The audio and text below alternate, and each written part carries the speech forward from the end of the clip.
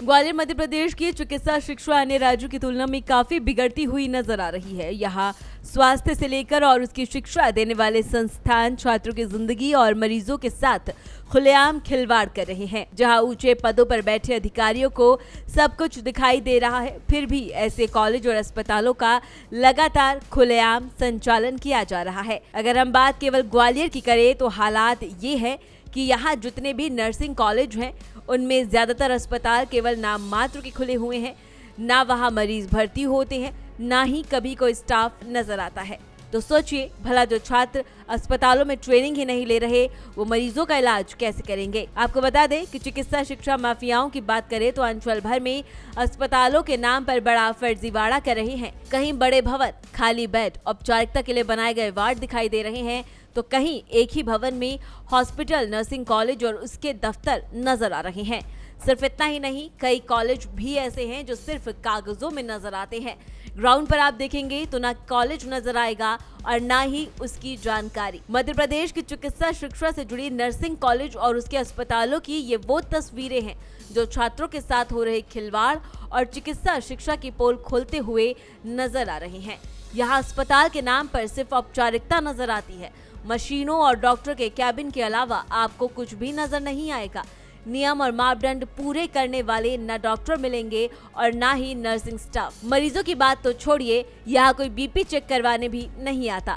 अपनी पड़ताल में भारत एक्सप्रेस ने जाना कि ग्वालियर शहर और उसके आसपास ऐसे दर्जनों अस्पताल बने हैं जो नर्सिंग की पढ़ाई करने वाले छात्र छात्राओं की प्रैक्टिस और उन्हें ट्रेनिंग देने के लिए काफी जरूरी है। एक के बाद एक कई ऐसे अस्पतालों का खुलासा हुआ जहां न स्टाफ था, न डॉक्टर, न मरीज और न ही छात्र छात्राएं। स्टाफ के नाम पर इन अस्पताल और कॉलेज में 2-4 लोग ही नजर आ रहे हैं और जो सिर्फ अस्पताल को खोलने और उनकी साफ सफाई का काम करते हैं। सुनिए इस पर ग्वालियर की CMHO डॉक्टर सचिन श्रीवास्तव का क्या कुछ कहना है। देखिए, मेरे को जो भी नॉलेज में आता है कि अस्पताल फर्जी है, मैं उसको चेक कराता हूँ और अगर अस्पताल में अनियमितताएं मिलती हैं तो तत्काल प्रभाव से लाइसेंस निरस्त कर देता हूँ। आज की तारीख तक मैं 112 लाइसेंस निरस्त कर चुका हूँ और अभी भी मेरी टीम फील्ड में, आज भी सुबह से 2 टीमें फील्ड में अभी रिपोर्ट लेके आ रही है मेरे पास और उसमें जो भी अनियमितता मिलेंगी उनको भी निरस्त कर दूंगा। जी, मेडिकल पे भी की कार्रवाई की जा रही है, मेडिकल पे भी अवैध कई जगह पाए जा रहे हैं। मेडिकल के लिए हमारे जो ड्रग इंस्पेक्टर उनको निर्देश दे चुका हूँ मैं कि जो भी मेडिकल अवैध चल रहे हैं उन पर तुरंत तत्काल कार्रवाई करें, मेरे को रिपोर्ट प्रस्तुत करें। देखिए इस पर भारत एक्सप्रेस के संवाददाता मनोज चौबे की ये खास रिपोर्ट। ग्वालियर में चिकित्सा शिक्षा माफिया हावी बने हुए हैं। ये बात हम इसलिए कह रहे हैं क्योंकि यहाँ स्वास्थ्य से लेकर उसकी शिक्षा देने वाले संस्थान छात्रों की जिंदगी और मरीजों के साथ खुलेआम खिलवाड़ कर रहे हैं। जहाँ ऊंचे पदों पर बैठे अधिकारी हो चाहे राजनेता हो, उन सबको दिखाई दे रहा है, फिर भी उसके बाद भी ऐसे कॉलेज अस्पतालों को लगातार खुलेआम संचालन किया जा रहा है। अगर हम बात करें केवल ग्वालियर की करें तो ये हालात पूरे अंचल में नजर आते हैं। जितने भी नर्सिंग कॉलेज हैं उनमें ज़्यादातर अस्पताल केवल नाम मात्र के हैं और उनमें ज़्यादातर अस्पताल केवल और केवल नाम के लिए खुले हुए हैं, जहां ना तो कोई मरीज भर्ती होता है, ना ही कभी कोई स्टाफ नजर आता है।